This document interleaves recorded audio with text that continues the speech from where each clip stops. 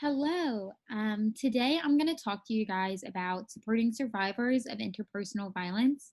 And kind of on top of that, what interpersonal violence is, because before we can really talk about supporting survivors, we have to understand what we're talking about and what it all entails. So, interpersonal violence is a very broad term that you're going to hear a lot throughout this presentation, and it's just an important thing to know. It's an umbrella term that includes forms of violence that take power and control from another person. This includes a lot of different things. I'm going to talk to you all real quick about three different examples of interpersonal violence, the ones that we see most commonly, and then ways that you can spot this in your community, within your friend group, whatever it is. So the first thing I want to talk about is stalking, and the definition of this in all three of the types of interpersonal violence I'm going to be talking about are from the NKU sexual misconduct policy. Um, Different universities, different organizations have different ways of describing this. They vary, but they're pretty much all the same. But this is NKU's sexual misconduct policy. So, stalking is a pattern of repeated and unwanted attention, harassment, contact, or any other coercive conduct directed at a specific person that would cause a reasonable person to feel fear or suffer emotional distress. Examples of this are excessive calls or texts, monitoring whereabouts or activities on social media, so like snap maps, showing up unexpected, following, using joint friends to monitor and make contact.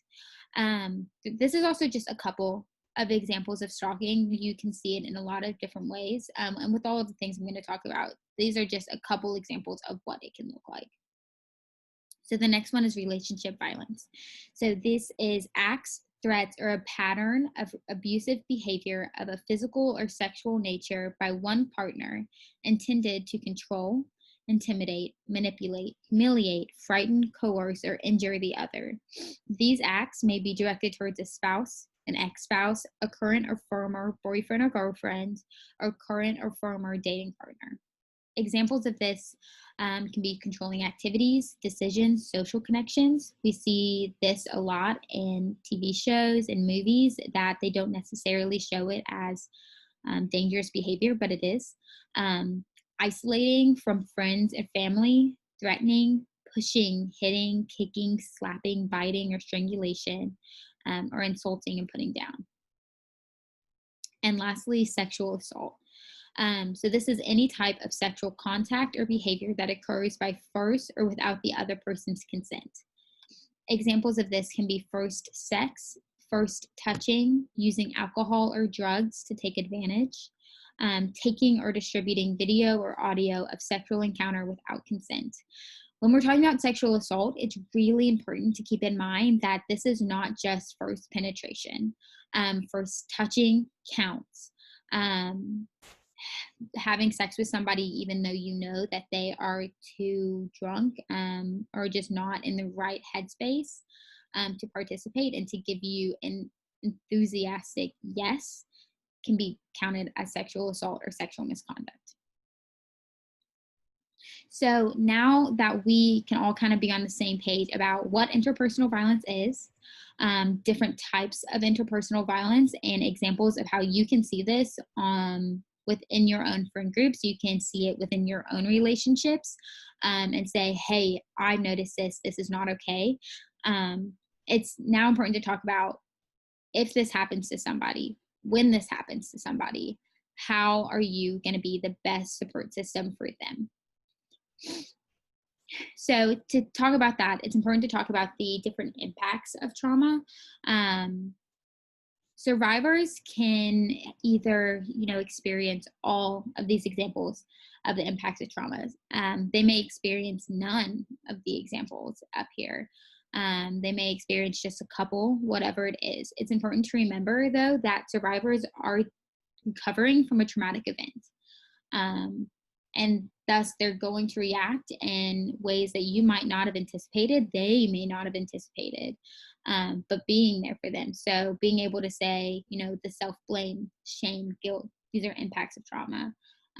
being unable to concentrate, sleep disruption, depression, hyperarousal, fragmented memory, confidentiality concerns, fear of retaliation, isolating from friends, support networks, minimizing or denial of violence.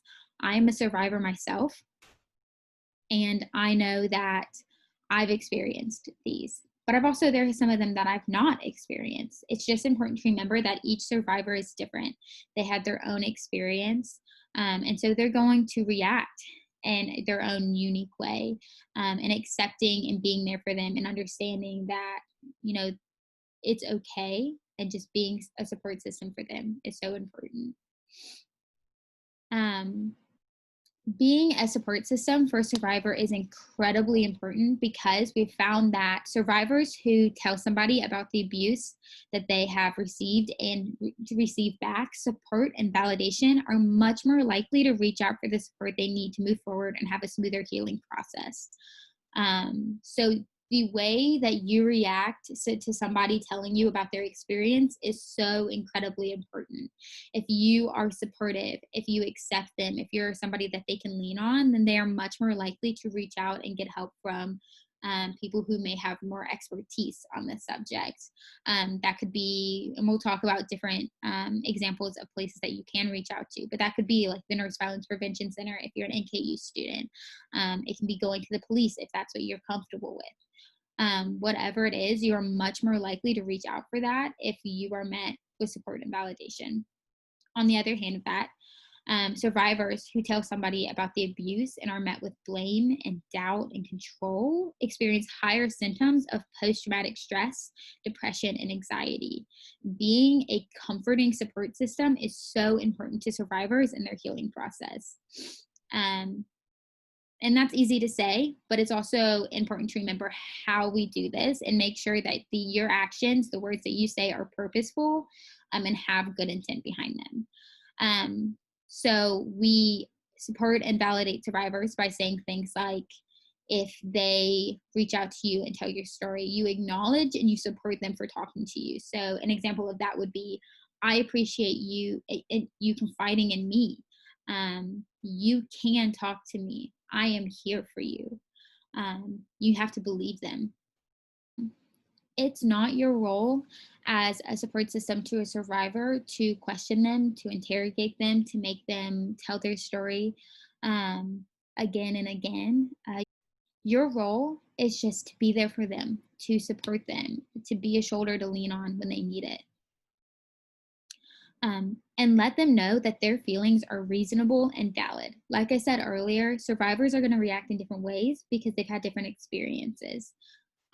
So they may feel different things. It's okay to feel sad. It's okay to feel scared. And some survivors, it's okay to feel nothing. Some survivors, block that out, and that's okay. Every person's healing process is going to be different. Every way that they handle emotions is going to be different. What's important is that you are there and that they know that they can talk to you.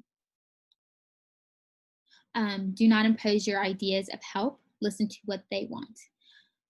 Especially if you are a survivor yourself, talking to a survivor who just confided in you, sometimes it can be hard to not impose your ideas of help, what helped you heal onto them. Because although that might have been helpful for you, it's not necessarily helpful for them, and letting them figure out what helps them. Respecting their pace and be patient. People heal in different paces, and they need different things. So don't try to rush their healing process. Let them heal in the way that they need to heal. And lastly, help expand their circle of support by saying, there are resources available when you're ready. Knowing the information that they'll need when they come to that point is super important in being a good support system, so that when they are ready, if they become ready, you are ready to be there to help them and to walk them through that to connect them to people like the Nurse Violence Prevention Center who have experience in this and can get them connected with other people who can just make this step in healing a little bit easier. Um, but just like I said earlier, say there are resources available when you're ready. Don't impose your pace, whatever you think that they should do. Let them make their own decisions, but just make sure that they know that those resources are there for them if they want to use them. When talking to survivors, there are things that are helpful to say, things like, I believe you. It's not your fault. You didn't deserve this. You are not alone. Asking questions like, how can I help? Instead of imposing your idea of what could be helpful. Questions like, do you want me to help you find resources? Do you want me to help you tell anyone else? It's super important to remember that for survivors, a feeling that they may be feeling is that they don't have control over what's happening. For a lot of people, what happened to them took control away from them. And so it's important that when you're being a support system, you're letting them have control over the situation. Instead of saying, I'm going to help you find resources. Even though you have exactly the right intention, you are trying to be helpful, you're trying to be there for them, you may make them feel like that they don't have control over this situation either. So instead, asking questions like, do you want me to help you find resources? Making it their decision on what they want to do next. Just like there are things that are helpful to say, there are absolutely things that are not helpful to say. So asking, are you sure? They're a good person. I don't think they would do that. Why did you go home with them? Why are you still with them? Did you try to stop them? Or any sentences like, you need to do this. You need to go get in contact with this organization for help. You need to go to the police. You need to, anything like that is not helpful and doesn't help a survivor move forward. Things like saying, why did you go home with them? Why are you still with them? Places the blame on the survivor instead of the blame on the person who caused that moment of harm. When we do this, we're victim blaming and making it seem like it is the survivor's fault when it is absolutely never the survivor's fault. So, like we talked about, there are a lot of options for survivors, and being a good support system is knowing those options and being able to help them get in contact with them when they are ready. As I go through all of these, it's important to remember that it is your place. It is not your place to tell them they need to get in contact, but to just let them know that these resources are here when they're ready for them. So the first of these is medical. So up to 96 hours or 4 days after an assault, survivors can go to any hospital emergency department to receive a free SANE exam. A SANE exam, SANE stands for Sexual Assault Nurse Examiner. Survivors have the right at this time to have an advocate present. Same exams include collection of forensic evidence, and medication is offered to prevent STIs. Receiving an exam does not mean that the person then has to report what happened to them. Next is confidential support on campus. So these are support systems for NKU students. So the first is the Nurse Violence Prevention Center.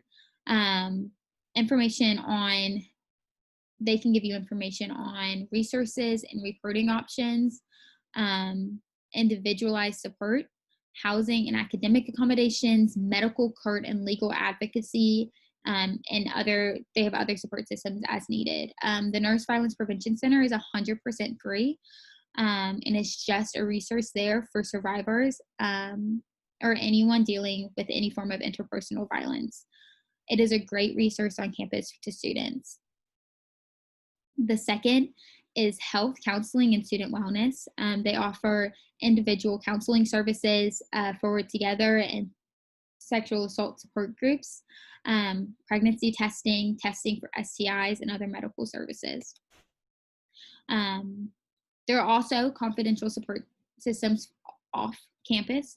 So either the person that you are trying to support doesn't want to do anything that's on campus or they are not an NKU student, there are still absolutely options for them. So the first is a Women's Crisis Center, and then the Women Helping Women Center.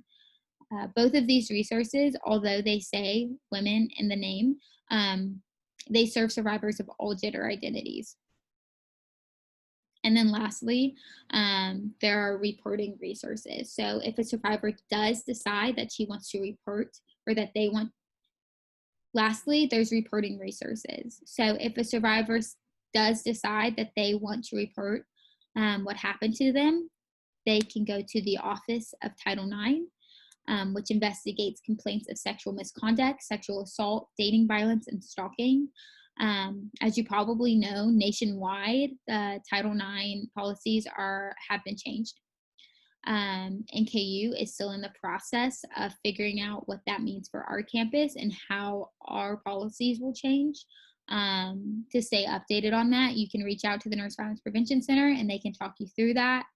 You can also go to title9.nku.edu to see the updated policy when it has been released.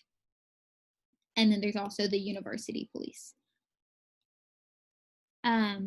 Lastly, I just want to emphasize that some survivors won't be ready to access any of these resources immediately, and that's okay. Healing is not a linear process. Just like we said, don't rush survivors. Survivors heal at their own pace, and maybe they're not ready to get in contact with these resources.